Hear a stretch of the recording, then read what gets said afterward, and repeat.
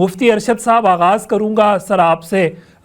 صبر، شکر، قناعت، برداشت، یہ تمام وہ چیزیں ہیں جس کا اسلام نے ہمیں درس دیا ہے، قرآن نے ہمیں پیغام دیا ہے. شریعت ہمیں ان تمام صفات کو اپنانے کا حکم دیتی ہے، اور رمضان المبارک کا تو یہ خاصہ ہے کہ یہ قناعت اور صبر کا مہینہ ہے. آپ کیسے ڈیفائن کریں گے کہ ایک مسلمان کے لیے صبر کیا ہے؟ بسم اللہ الرحمن الرحیم. سب سے پہلے تو درس قرآن.com کے احباب کو میں مبارکباد پیش کرتا ہوں کہ وہ ماشاءاللہ اپنے ناظرین اور سامعین کی دینی رہنمائی ہر موقع پر کرتے رہتے ہیں، اور عثمانی صاحب ماشاءاللہ آپ نے اس اچھے انداز سے اس سلسلے کو شروع کیا، اور سوال بڑا اہم ہے.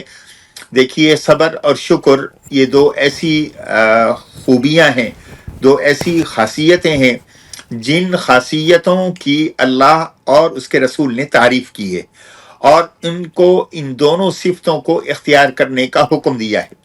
ایک تو قول کی صورت میں کہ تم صبر کرو، کہیں فرمایا ان اللہ مع الصابرین واللہ مع الصابرین وبشر الصابرین، کہ اللہ خوشخبری دیتا ہے صبر کرنے والوں کو، اور صبر کرنے والوں کے ساتھ اللہ کی ذات ہے.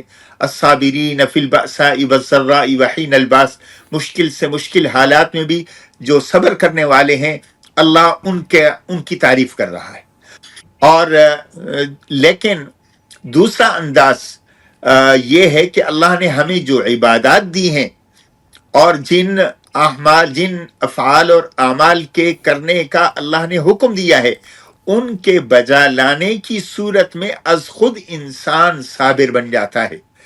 اور صبر کا ایک معنی جو عموماً مشہور ہے ہمارے ہاں کہ کوئی دکھ پہنچا، کوئی تکلیف پہنچی، کوئی مصیبت آ گئی تو اس پر انسان برداشت کرے، کوئی حرف شکایت زبان پہ نہ لائے کہ اللہ میرے ساتھ یہ کیا ہو گیا، میرے ساتھ یہی دکھ ہونا تھا، یہ تکلیف مجھے ہی پہنچنا تھی، بلکہ اس پر اللہ کی رضا سمجھتے ہوئے قُل لَن يُصِيبَنَا إِلَّا مَا كَتَبَ اللَّهُ لَنَا هُوَ مَوْلَانَا، اس کی تصویر بن جائے کہ اللہ نے مقدر میں لکھا تھا، اللہ کو یہی منظور تھا، تو میں اس حال میں بھی خوش ہوں.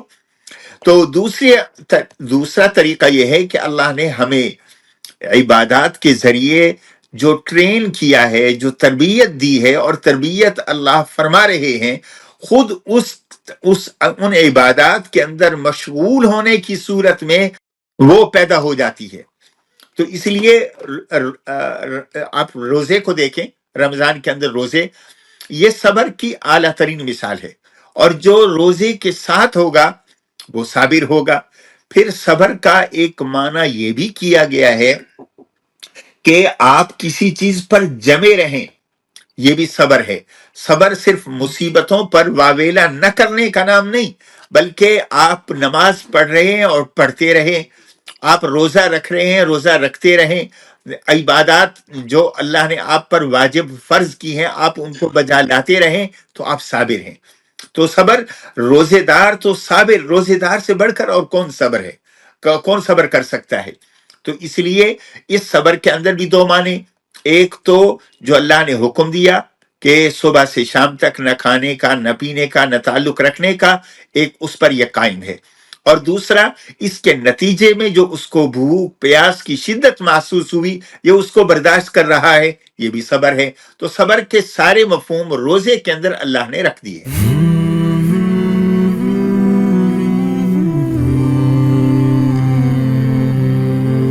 رمضان المبارک کی پر نور ساعتوں میں دیکھیے درس قرآن.com کے یوٹیوب اور فیس بک پر ہلال رمضان.